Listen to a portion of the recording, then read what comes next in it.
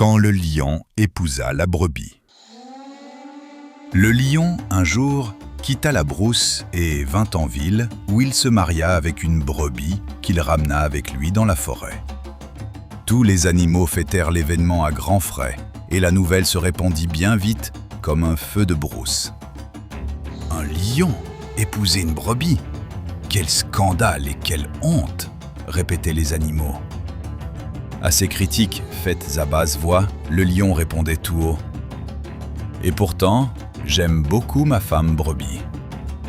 Cependant, seule l'hyène, profondément choquée, réfléchissait. Malgré tout ce qu'on pense de moi, je vais quand même montrer que les qualificatifs de lâche et de poltron qu'on m'attribue ne sont que purs mensonges et viles médisances. Elle vint trouver le lion chez lui à la tombée du jour. « Majesté lion, dit-elle, il est clair pour tout le monde que tu es le plus respectueux, le plus majestueux de tous les animaux de la terre. Mais tu as pris comme épouse une sorte d'individu niais et bête qui ne lève jamais la tête même vers le ciel qui l'a accueilli. Vraiment, tu ne mérites pas pareille épouse. Tu fais traîner ton nom dans la boue. Dévorons-la donc et laisse-moi aller te chercher une femme digne de ta grandeur. Je ne dévorerai pas ma femme car je l'aime et j'ordonne que tes propos s'arrêtent là. » L'hyène s'en alla toute honteuse. La nuit suivante, l'hyène revint cette fois en courant bien vite, à grandes enjambées. « Ah, majesté, as-tu appris ce que j'ai appris ?»« Quoi donc ?» dit le lion. « Il paraît que lorsque l'eau de pluie touche à la peau des brebis, il y a une maladie qu'on appelle la gale, qui leur enlève tous les poils jusqu'aux oreilles et aux pattes. Elle leur tanne la peau jusqu'à la chair rouge, une sorte de... le lèpre, quoi. Cette lèpre s'attaque aussitôt à son conjoint et lui cause les mêmes maux. Tu te vois, toi, sans crinière et sans cils, sans pelage et sans queue, la peau tannée jusqu'à la chair comme un poulet plumé, avec des mouches partout. »« Ah bon ?» s'écria le lion.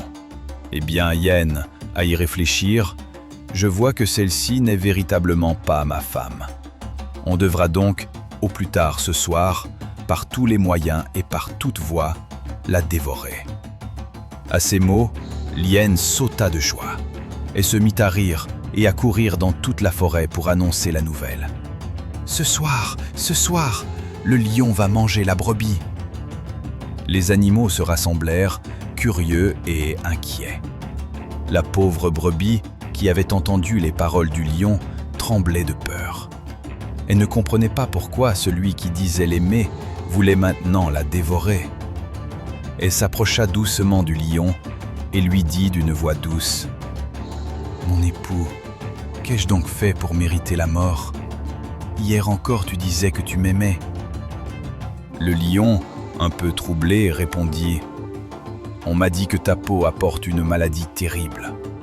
Je ne veux pas perdre ma crinière, ni ma force. » La brebis leva calmement la tête et répondit : « Majesté, si cela est vrai, pourquoi l'hyène ne craint-elle pas cette maladie alors qu'elle vit depuis toujours près des brebis et des chèvres ? Pourquoi veut-elle tant que tu me manges ?» Le lion resta silencieux. Les animaux autour commencèrent à murmurer.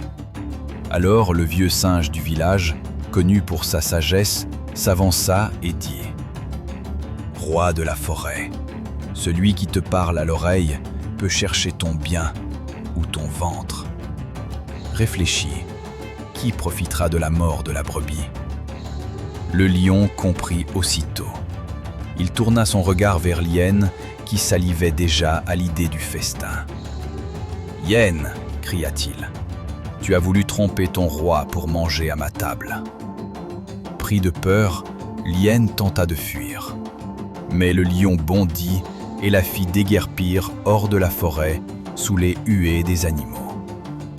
Puis le lion se tourna vers la brebis et dit : « Pardonne-moi, j'ai laissé les paroles d'un autre entrer dans mon cœur plus vite que la vérité. » Et la brebis répondit : « Celui qui écoute trop les mauvaises langues finit par perdre ceux qu'il aime. Depuis ce jour, dit-on, le lion apprit à réfléchir avant de croire les rumeurs de la brousse. Morale: celui qui écoute les médisances sans réfléchir risque de détruire ce qu'il aime.